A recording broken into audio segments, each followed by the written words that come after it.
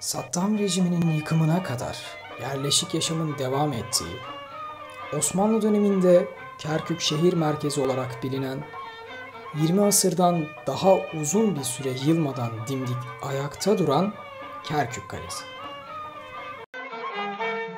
Kal'anın dibinde bir taş olaydı. Kal'anın dibinde bir taş olaydı. Gelene gidene yoldaş olaydı. Gelene gidene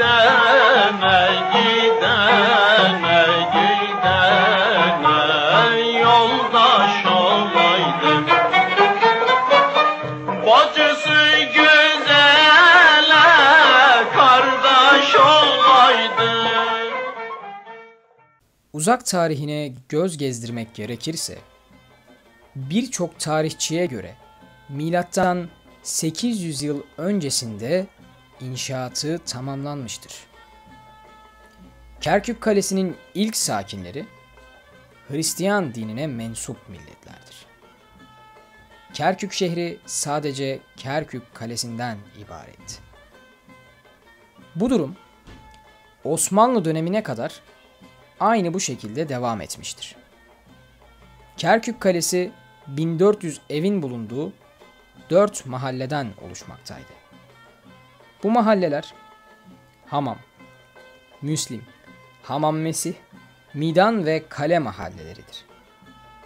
Ayrıca kalenin 4 tane de kapısı bulunmaktadır.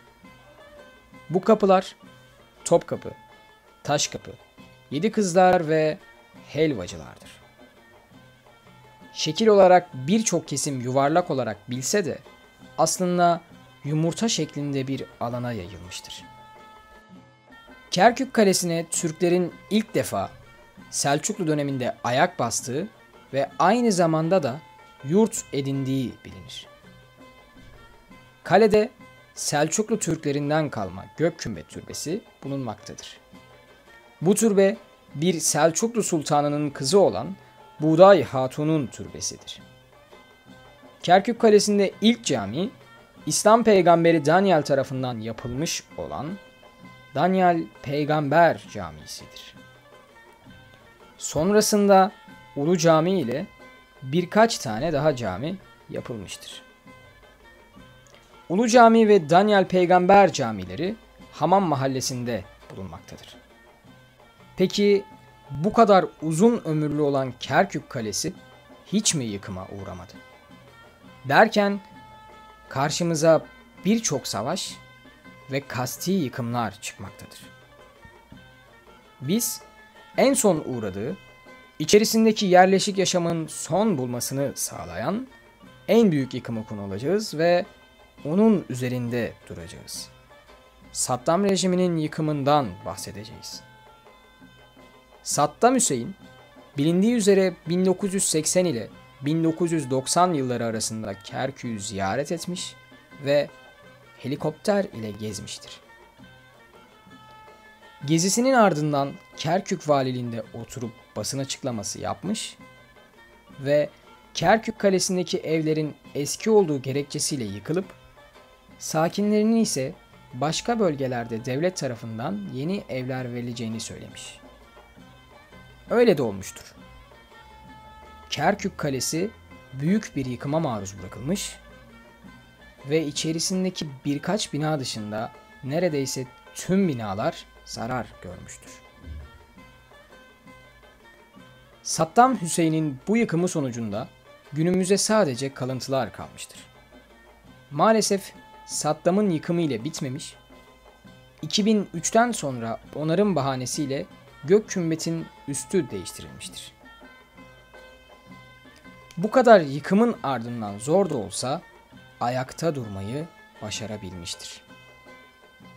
Kerkük Kalesi, günümüzde Daniel Peygamber Camisi, Ulu Cami, Gökkümbet Türbesi, 2 ana giriş kapısı ve birkaç ev dışında tamamen yıkılmış, bu yıkımın kalıntıları ise günümüzde gözle görülür hale gelmiştir.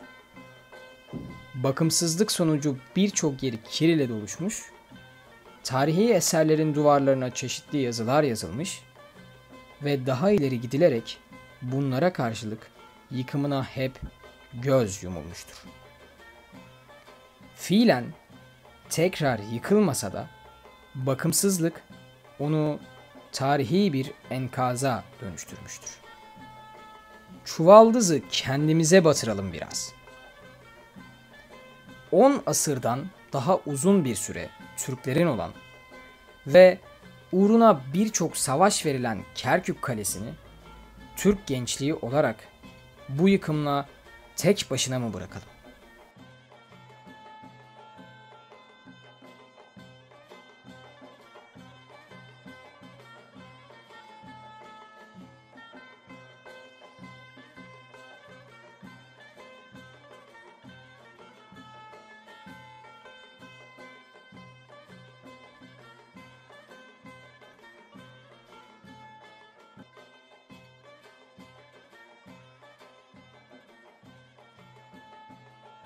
Türk milletinin karakteri yüksektir.